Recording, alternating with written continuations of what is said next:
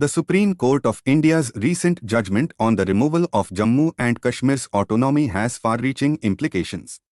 It grants the President greater powers over states, allowing political and territorial decisions under limited-term emergency conditions. The verdict neglects the right to consultation of the state's elected representatives, reinforcing resentment in the valley.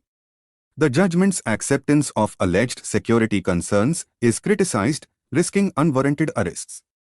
The impact varies on the ground, with Jammu facing economic dispossession, Ladakh expressing reservations, and the valley feeling silenced. The author suggests a new peace process, restoring statehood, and returning to the A.B. Vajpayee-Manmohan Singh blueprint for a long-term solution. High fat, sugar, salt, HFSS, foods contribute to health issues globally, with 70% of overweight and obese individuals residing in low and middle-income countries. India's non-communicable diseases burden has surged from 38% in 1990 to 65% in 2019, leading to an estimated economic impact of $23 billion in 2017. The ultra-processed food sector in India has seen alarming growth, with sales of snacks and soft drinks exceeding $30 billion. Implementing a tax on HFSS foods, as done in some countries, is advocated to curb consumption, promote healthier choices, and alleviate the burden on healthcare systems. Current GST rates in India do not align with nutritional content, highlighting the need for effective taxation and public health measures. The Telecommunications Bill, 2023, is a significant step toward consolidating laws for wireless networks and internet service providers in India. The 46-page statute maintains existing regulatory structures while simplifying bureaucratic procedures for telecom operators, digitizing licensing processes, and providing new mechanisms for dealing with non-compliance. The bill is praised for streamlining the regulatory landscape, promoting ease of business, and potentially facilitating the next phase of telecom expansion. However, concerns arise over the broad definition of telecom services and state authority, raising privacy and surveillance issues. Transparency in rulemaking is urged, emphasizing the need to address evolving challenges in the digital era. Tamil Nadu faces December turbulence, with northern regions recovering from cyclone Michaung and southern parts, including Thoothukudi, battered by heavy rainfall. Upper air circulation led to extremely heavy rainfall in 39 places, with Kailpattinam recording 95 centimeters. Chief Minister M.K. Stalin reports nearly 4 million people severely affected. The rare weather event raises questions about forecasting accuracy and preparedness. While the Meteorological Department issued warnings, precise rainfall predictions remain a challenge. Improved coordination between departments and agencies is urged for better disaster response, highlighting the need for a more cohesive working arrangement among different agencies. India's ethanol blending target faces challenges due to low sugar stocks and a potential shortfall in sugarcane production. The government may transition to grains-based ethanol, with a focus on match, to meet the 20% blending target by 2025. However, this move raises concerns about food fuel conflicts and potential inflation in grain markets. The government's decision to ban the use of cane juice for ethanol production is seen as a corrective step. Balancing renewable energy goals with the food supply chain becomes crucial, prompting the need for careful consideration and possible adjustments to the ethanol blending target. The recent Supreme Court verdict upholding the 2019 decision to revoke Jammu and Kashmir's special constitutional status has impacted the political landscape. The Gupkar alliance, formed in 2019 to safeguard JK's identity and autonomy, now faces internal disputes and potential dissolution. The NC and PDP, long-standing regional parties, grapple with challenging positions between the centre and people's expectations.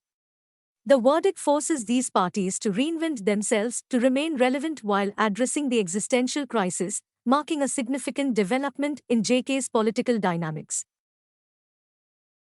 The ongoing winter session of the Indian Parliament has witnessed a historic high of 95 Lok Sabha MPs and 1946 Rajya Sabha MPs being suspended, the most in a single session. This unprecedented number results from the opposition's demand for a statement from the Home Minister regarding a security breach in Parliament. The suspension has left several states and parties underrepresented, with Tamil Nadu, Kerala, and West Bengal heavily affected. Congress, with 38 suspended MPs, is the most impacted party. The suspension numbers reveal the intensity of the political atmosphere during this session. The Dharavi redevelopment project, aimed at rebuilding Asia's largest slum in Mumbai, faces controversies and political clashes, particularly concerning allegations of favoritism towards the Adani Group, the winning bidder. Opposition parties criticize irregularities in the tender process, raising transparency concerns. The project, ongoing for 2 decades, secured Adani Properties in November 2022 with a bid of 5,069 crore rupees. However, changes in the tender process and suspicions of favoritism have fueled disputes. The Maharashtra government aims to complete the rehabilitation and redevelopment within 7 years, while the developer suggests a longer period of 10 to 12 years.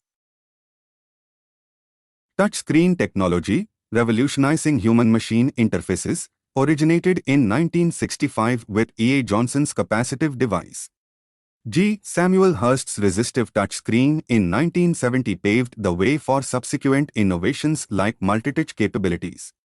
Touchscreens became commonplace in the early 1990s, evolving with PDAs and consumer electronics. Capacitive touchscreens, prevalent in smartphones, operate through capacitors and mutual capacitance architecture. Despite resistive touchscreens being cheaper, capacitive screens offer better image clarity and durability. Ongoing advancements focus on smartwatches, machine learning for improved data extraction, and integrating more sensors into smartphones, enhancing human-machine interactions.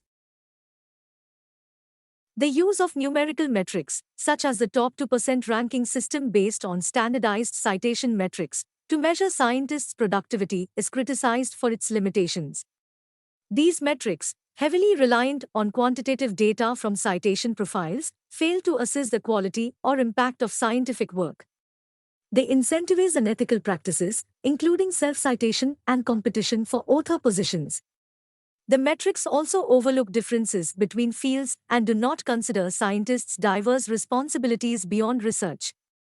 Critics argue that relying solely on numerical indicators for hiring, funding, and promotions undermines the true value of scientific contributions. Photoreception, the activation of biological processes by light, is essential for vision in various organisms. Humans have 2 types of photosensitive cells, rods and cones, with rods enabling vision under low light conditions, scotopic vision, and cones facilitating daylight vision and color sensation, photopic vision. Nocturnal animals optimize their eyes for light gathering, sacrificing resolution, while diurnal animals have retinas with localized areas rich in cone cells for higher resolution. Rod cells dominate the retinas of nocturnal animals, ensuring better vision in low light. This adaptation varies based on the species' activity patterns and environmental conditions.